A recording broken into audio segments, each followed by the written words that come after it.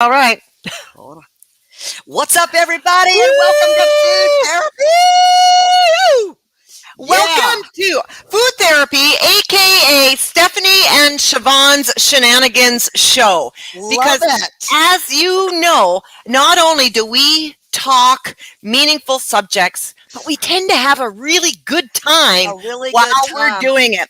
And you know, we've actually just had a discussion, and this is what we're going to blame it on, Stephanie, I think. You see how Stephanie and I are both wired to our... Now, please don't be commenting about getting a Bluetooth. Don't put the links into all the hoity-toity Bluetooth stuff out there right now. Actually do. Yeah, okay, yeah. So when we're able, we can do this, because it's like she's saying, we are wired in. I can barely move around my kitchen. I feel like I'm on lockdown, and everything must be done right here. Or if I move, I'm gonna shove everything all on the floor. I'm looking for a Bluetooth headset, like earbuds. Yeah. That then also connect as my speaker. Like my earbuds that I have that are just little earbuds that I can hear through StreamYard, but it will not connect as a speaker. Yeah.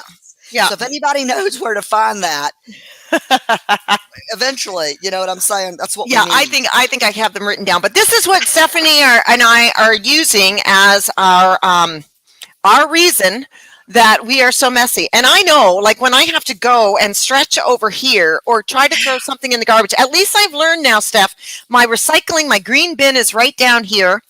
And to do a little bit more prepping before we get on, and to really check to make sure I have all the tools I need, my measuring cups, my knives, my grater, all my bottles and stuff, so I don't have to try to make it way over there to the fridge. I literally have got everything chopped and sliced and diced and cooked and prepared. So it's a lot easier, because then it becomes distracting, and here we're trying to carry on a conversation, and mistakes get made. Like last week, I think I made a mistake on the peanutty bowl. Oh, okay.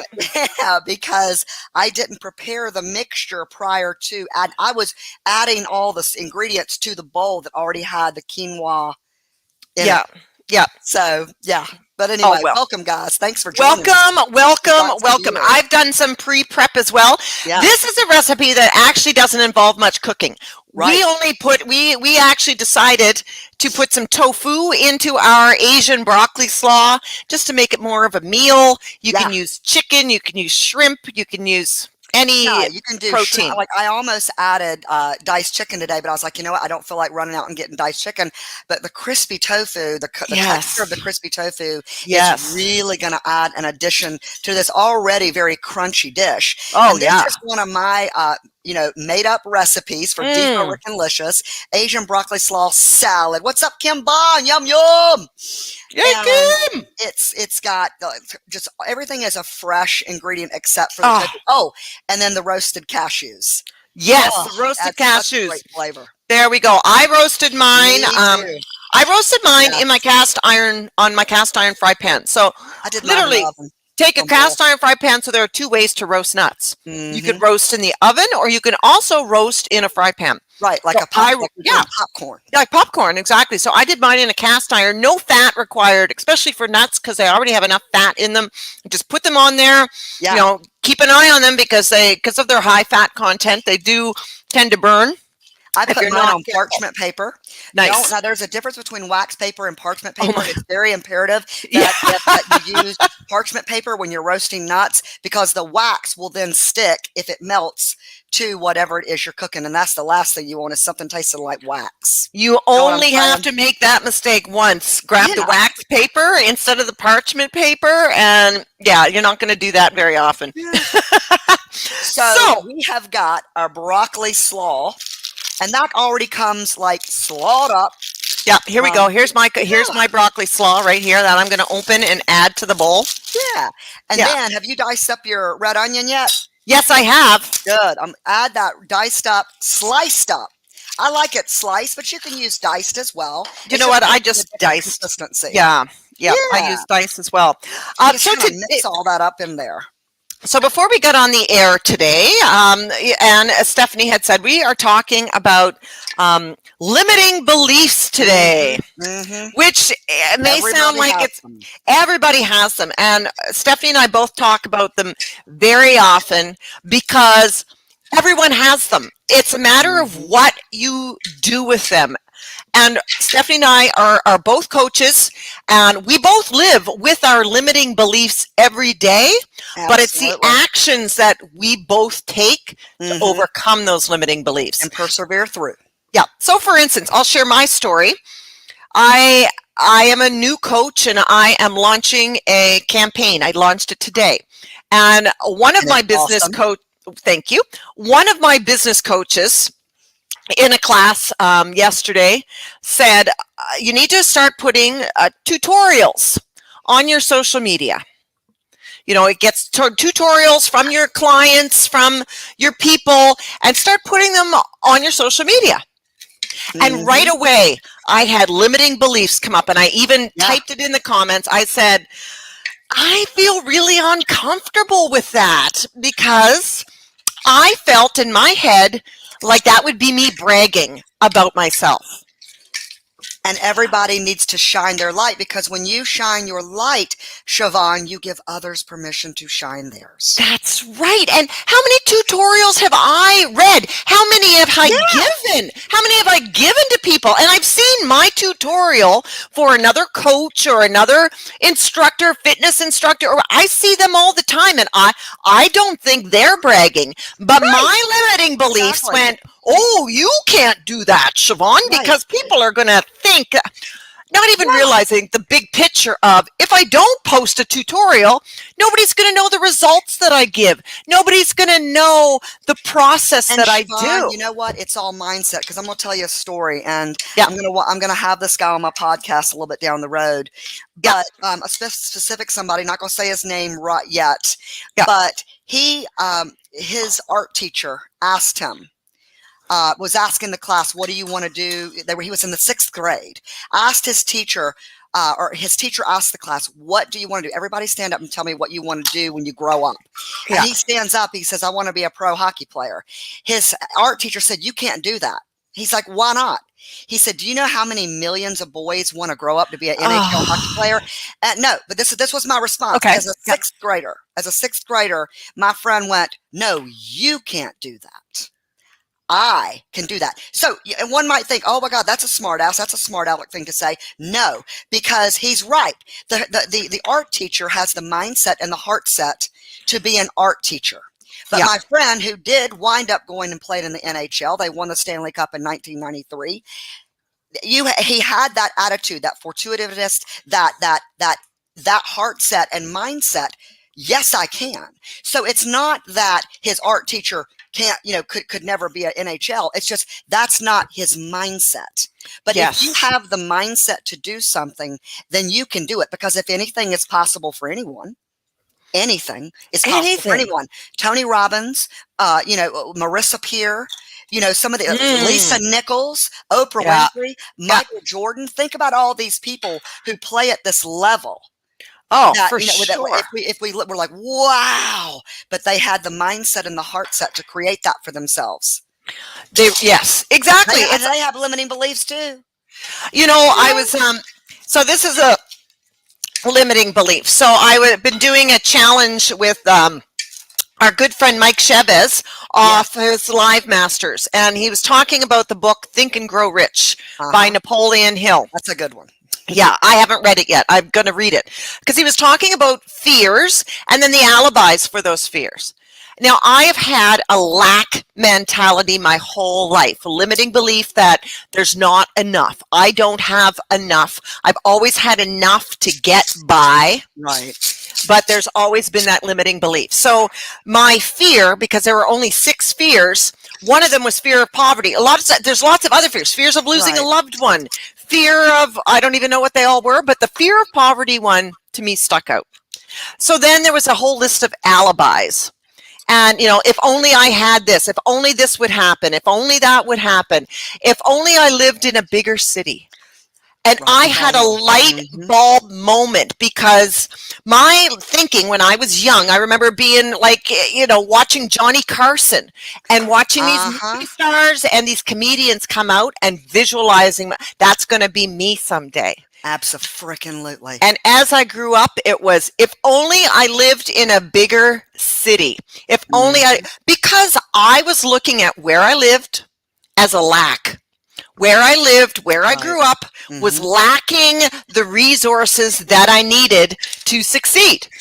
So if I moved to a big city, long story short, I lived in Halifax. Now, Halifax is a fairly artistic, creative city. It's got, production. It's got, it is a city that I could have gotten successful in. I thought, well, when I moved to Vancouver, because Vancouver, my God, Vancouver is a huge city. When I moved to Vancouver, that's a big city, then I'll make it. Again, all the limiting beliefs came up. You could move to New York City. You could move to Chicago. You could move to London. Yes, exactly. It is just all mindset. And speaking of that, when I was a little kid, my daddy, every time I would want something, and it was a common saying, honey, Stephanie, money don't grow on trees in the backyard. And even as a child, I intuitively somehow knew to say, well, money grows on trees in my backyard. Yeah. And I remember saying that. I love that. Yeah. So this week I had a limiting belief, what I call imposter syndrome moment. I've talked about it a little bit on the podcast yesterday with Pasha. Phenomenal podcast. Yeah. By the way, you got to go and watch it on the replay if you didn't get to watch it. So good. I had energy work done by my roommate who reads Akashic Records and as well does Reiki. And I knew that, after this, I felt so light walking out of the session, but I knew that the next day or the couple coming days were going to be heavy. We're going to be emotional. We're going to be discombobulating, maybe a little bit of anxiety, because again, you're energetically releasing that which is you've been holding on to, which has been blocking some of the blossoming or some of the opportunities or whatever is meant for me, for you in general. So I come home, and of course, by the time I get home, I'm exhausted. I'm so sleepy. I take a nap. Well, then the next day I did some things. This was on Tuesday, and I had taken a nap that afternoon. Again, needed to rest, and it's okay to rest. And I'm getting to something here because I'm a do. Got to be going, do. And if I'm resting, especially in the daytime, it's like I should be doing this. I should be doing that. Well, anyway, so I get up from my nap, and I'm all of a sudden experiencing depression, and I'm all of a sudden beating myself up because I didn't work on my cookbook, because I didn't, do some more writing in my autobiography. That I didn't do some things to, work in, on my business for some of the things that I am working on bringing to the world that's related to my course, related to, other things that I'm doing for clients and potential customers. And it's like, and then, I literally, it's like, what the hell? I was so in my head about what I didn't do that day. And, and then it hit me. It's like, I just did that contest. That contest for that month. I went 4 weeks, and that was a huge energetic circumstance.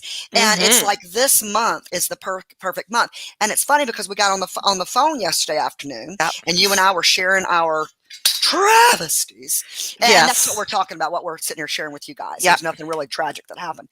And you even brought up, you said, Stephanie, look what you just did with that contest. It is time to rest. And life is a cycle, peaks and valleys of do, and rest. But why do we beat ourselves up for rest? Because sometimes the best action is no action. Well, and that goes into, I firmly believe, the way the world is run, which is so many people base self-worth in doing. How are you doing? What do you do for a living? And if you meet somebody, if you meet a friend on the street and they were to say, so what are you doing? Oh my God, I am so busy. I've got this going on, and I volunteer here, and I'm working 60 hours a week, and I've got to go pick up the kids from daycare, and I have no time for myself. Are you building yourself up Like, is there some sort of self-worth of, look how busy I am doing this stuff? Now, I realize there are people who are busy because they have to be on top of it, and they have to be that way.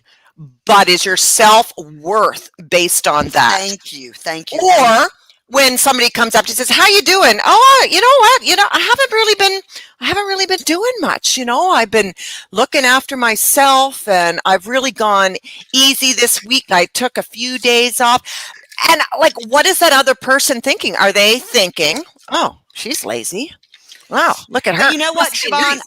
Some people would, but those of the mindset that rest is essential. Like if someone was having that conversation with you or me or Pasha or any of the other, women in our circle, that we wouldn't think that way. Would be like, oh yes. And then it would probably be a mirrored reflection on, I need to do more of that. But you know what? We think that of ourselves. When I just said, oh, what are they thinking? That's because that's what I'm thinking. Oh, must be nice to take care of yourself. Must be nice to have that time to just take care of yourself. But you know what? We all have different paths. We've all manifested and created our own realities. Yes. We've all created our own realities. And I am not even kidding when I say that when I was working the last 6 years of my life in corporate was hell. Was hell. So I get it. I get the working in hell. I get the working long days. I get the work. I totally understand what it feels like to be out of control of all of your circumstances. The one little step. The first step that I started doing, and this was actually from Abraham Hicks, my belief system, was start to think about your why. You have no idea the how. I could doesn't matter how. I'm going to make my own business, and I'm going to do this and that. Do you think that Siobhan Sparkup was even a germ in my head even 2-3 months ago? In December? No. It was not up to me to figure out how I was going to get out of my corporate job. It was not up to me to figure out how I was still going to be able to survive while building a business. Those hows weren't up to me. I just concentrated on the whys. Why do I want this? And I would try to figure out the hows. Like, maybe I don't want them to fire me, so I can't actively start to get in shit to get fired, because then I won't get any payment from, I won't get government assistance. And they're not going to lay me off because we're busy in our job, and that I'm not going to be laid off. And I didn't plan the pandemic. Right. Have you ever seen the Simon Sinek episode where he talks about people don't buy what you do, they buy why you do it? Right. Yeah. And anything that I've ever subscribed to or purchased, or I wouldn't say anything and everything, but certainly a lot of things that are very meaningful. There was this resonation of the person and their energy, their why, their passion on what I was buying. Yeah. And and the other trick, and I'll tell you, it worked. When I was working my office job where I peaked in my anxiety, and I was telling coworkers to fuck off, and I was the drama queen, and people were concerned about my mental health, like verbally talking about it behind my back. Every day I had a list of the perks of my job. This job that I hated, this job that I felt was sucking my soul out from me. I had to find things that I still felt good about. So I would write easy commute, flexible lunch hour, nobody looking over my shoulder, ability, your own boss. Yeah, kind of thing. So wherever you are, this is my huge advice. If you want change in your life, I'm giving away some big secrets here. When you want change in your life, these are the 2 things I recommend. This is going to be another campaign, I'm sure. You're getting it top secret right here in food therapy. 1, start to write down your reasons why. Don't figure out the how, because you know what? The universe has way bigger plans than you could ever imagine. So start writing down your whys. Why do you want this life that you want? Why do you want to succeed? And my whys were, I want to spread joy. I want to use my talents. I want to live my passions and not anybody else's passions. I want to be financially independent. So there was my why. And then I wrote down these 5 things that made me happy about coming to the hellhole every day. And I just kept reading them. I'm not saying I caused the pandemic. And also think about why you want to spread joy.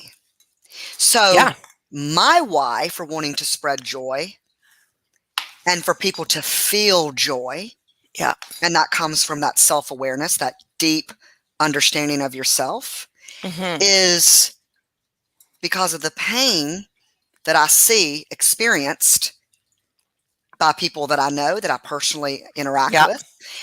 Some of that pain that's been inflicted upon me by hurt people.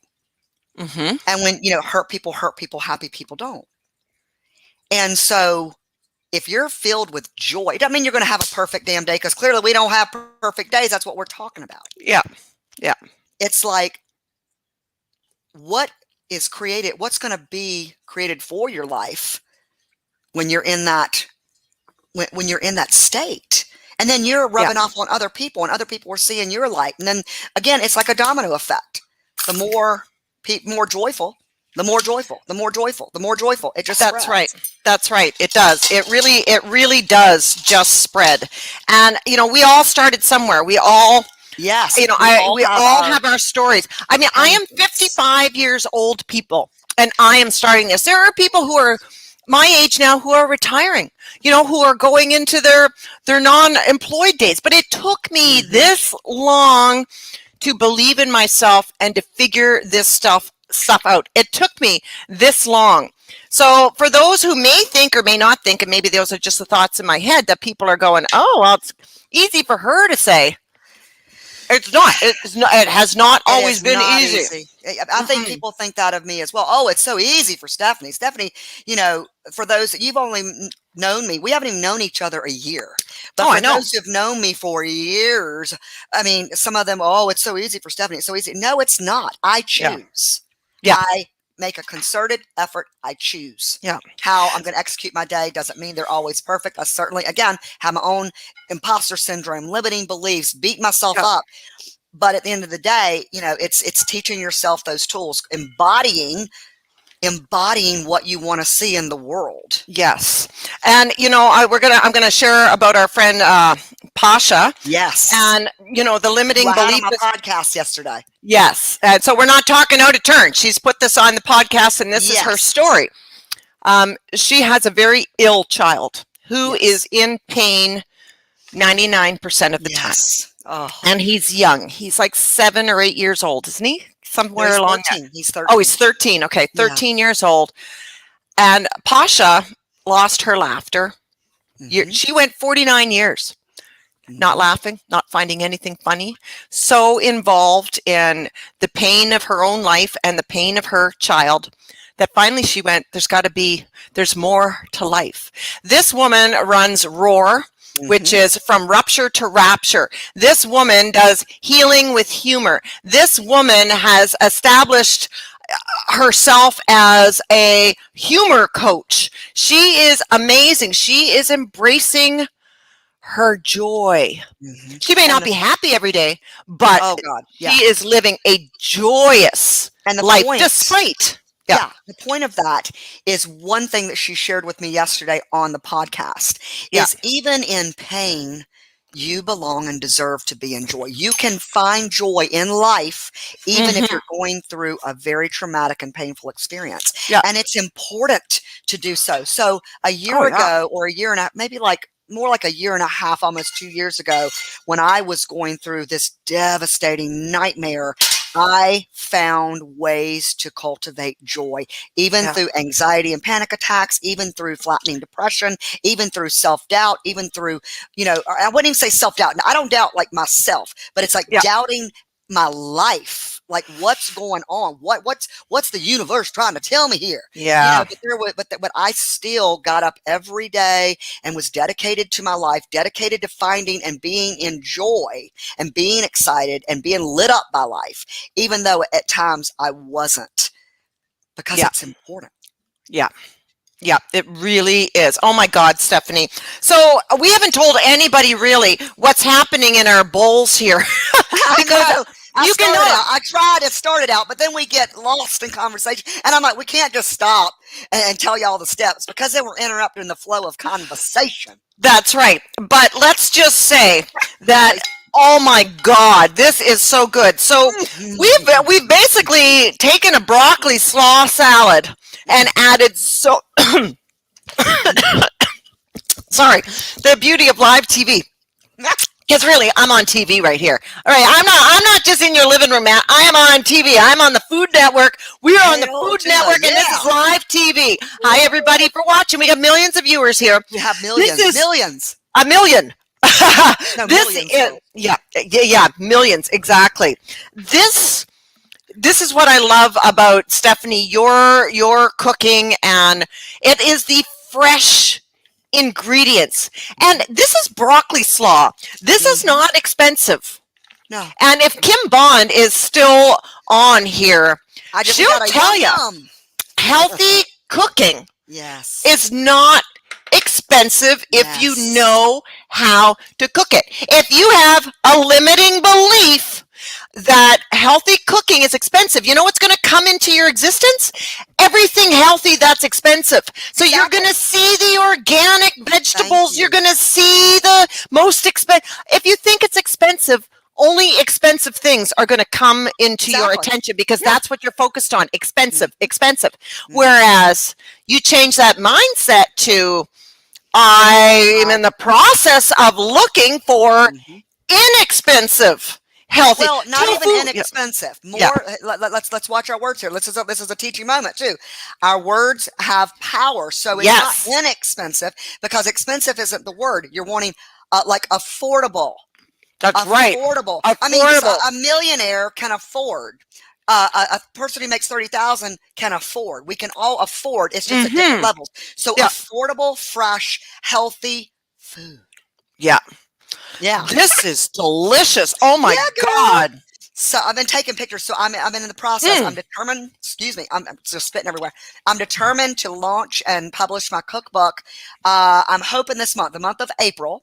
And I have been working diligently hard on that, like the past 2 days, updating recipes, adding more recipes, updating pictures, and because I've got a picture of the broccoli slaw salad in the cookbook, but I don't like it. It's not like that great of a picture. And I was talking to my friend Sue McCluster, if she happens to be watching. She's a big Instagram person. She photographs the most beautiful pictures of food. And she does have a professional camera, but she's telling me, oh no, you can still do it with your iPhones. And I do know that to be true, but it's like, I'm trying to do it an angle. I'm trying to make it, more polished, but I'm determined to get my cookbook published. Nice. Of course. And it's going to be published. Oh, and so I want you first to tell everybody what you're doing in your Spark Up community, and then I'll share like what I'm going on with my course and okay. Oh, so the campaign that I launched today? Yes, I love it. I just say now this is a prime example. I launched a campaign today, and just the fact that I even say those words, I have to take a minute and allow myself to be so fucking proud of myself. To be proud of myself. Like, look what I fucking did. I launched a campaign with the help of 2 coaches. And my belief that I can. And this is my signature package of Spark Up Your Joy. And I have launched a campaign where I talk about the 4 mistakes, actually. 1 mistake, the 4th mistake I've given you, but in my video. But the 3 other mistakes you need to sign up to see. And I got mine printed out. Yes. Oh, awesome. And these are my mistakes. I didn't go on the internet and Google 4 mistakes people make and Right. then cut and paste. Exactly. These are from my own experience, and these are the mistakes that I have made going on. So I am launching my introductory Spark Up Your Joy package, $107. Girl. You get 5 sessions. 5 sessions plus a bonus 30-minute free session on top of that. So that is my package. That is what I'm asking. That is where I'm starting. This is the launching pad of Siobhan's Spark Up Coaching. And as you know, I have Spark Up Kitchen and Spark Up Comedy. You know, I do laughter yoga classes, all that stuff. But that's me launching my campaign today officially on April Fool's Day. So I did not change my business. But it's not an April Fool's joke. No, my April Fool's joke was me changing my business to Siobhan's Shove Up. So I had a friend years ago, and she's still my good friend today, who I love, I'm gonna eat while who I love dearly. Yeah, please do. I'll share this story really quick. And she had some health issues going on, and me coming from a place of not understanding at that point in time. This was years ago. Well, you know, you should think positive. This is before I had my own real enlightenment as well. I was just positive all the time, right? Positive, positive, positive, positive, positive, almost to that toxic positivity that we talked about a month or so ago. And positive, positive, positive. I sent her this big email about everything that she was doing wrong and what she needed to do right in her life. Yeah, it's not about being positive. It's about being real. Well, that's right, because I got the email back. Stop shoving sunshine up my butt. You have not walked a mile in my shoes, which was all stuff that I needed to hear. Now, that's been a running joke between us for years and years and years. So this morning, talk about impulses and inspired action. So this morning I was having a bath because I worked out yesterday and I was so sore. I was having a bath and it just came to me. This is your April Fool's joke. Do Siobhan's Shove Up. So that's my thing. Okay, you go. Tell me about your course. Okay. Let me first tell y'all about my April Fool's joke. Actually, I'm not going to do it yet because, well, no, I will. Oh my God, I'm so silly. So every year I think of something really crazy. Like I think last year it was like it was 2 years ago. I'm canceling Fa-Rekin Licious. I don't want to do it anymore. Might have even been 3 years ago. Anyway, so I'm like, what can I do? What can I do? What can I do? What can I do? So I took this adorable picture of salmon, and I was like, I'm giving salmon away. I promise she's a sweet baby girl who wants her. And I mean, within a second, I had a notification, April Fool's, you know, anyway. Yeah. So my offer is I've got this 5-week coaching course, and that also comes, and it's all about, I mean, there's literally empowering and inspiring you and your life and figuring out like those basic questions, deep questions, cultivating that sense of self-awareness, living your life with intention and on purpose. This is 5-week course, 2 one-on-one coaching calls with me for and it's usually $497. It's $97 throughout the month of April. April Fools, no, I'm just picking April Reels. $97, 2 coaching calls, and the 5-week Empower Your Mind, Empower Your Life course. And can I just say, so I bought this course a few months ago, and it is such a gentle course. You know, sometimes you see all these big names, big courses, and frankly, they can be really intimidating. And they can be, you can perceive them as being too advanced. Right. And this is what I love about your course is that you get all the information from all these, you know, not that you went and got them, but you make it so gentle is all I can say. Like for people who are, I should take a course. I don't even know where to start with health and wellness. I don't even know how to feel good. Right. This course starts you off so simply. It gives you the guidelines. It helps you ask those questions that you need to ask yourself. And these are the very questions that I started asking myself when I was 24 years old. Yeah. And the answers have evolved and blossomed, and yeah, absolutely. Yeah.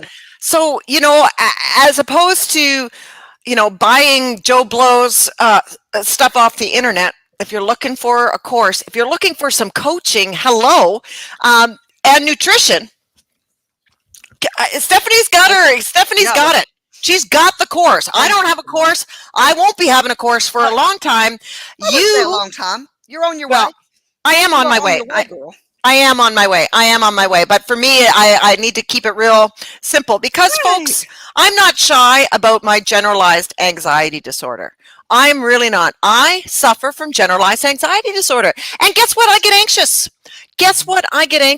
So I have had to put guidelines. That's why I say to myself, in due time, I will. Right. Because if I started that comparison mode, and if I started thinking, oh, look, she's got that going, I'm going to have to do that. I'm going to have to start that right away. I'm going to have to start that course. And what I like about us is that we will stop one another and be like, whoa, reframe that.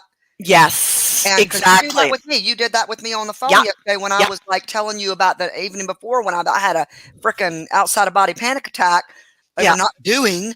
And you're like, you set me straight. And I was like, even though like I had intuitively already thought about that whole thing with the contest, it's like to hear you say that was like, yes. Yeah. Well, even with the language that I was using with the inexpensive, and you're so right. And there was something key that I learned, and when you said that, it's very true. There's two ways to look at problem solutions, and one of them is moving away from the problem or moving towards the solution.